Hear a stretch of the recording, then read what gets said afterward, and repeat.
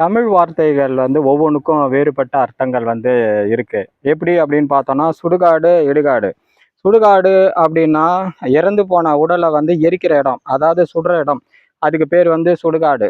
இடுகாடுனா உடல் வந்து உயிர் போன பிறகு அதை வந்து புதைக்கிற இடம்.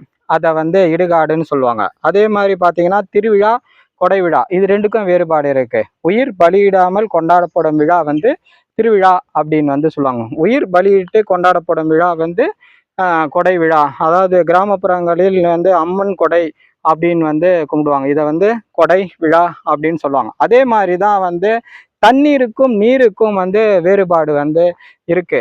தண்ணீர் அப்படின்னா குழாய் திறந்தோடனே கீழே ஓடுதுல, அதுக்கு பேர் வந்து தண்ணீர்.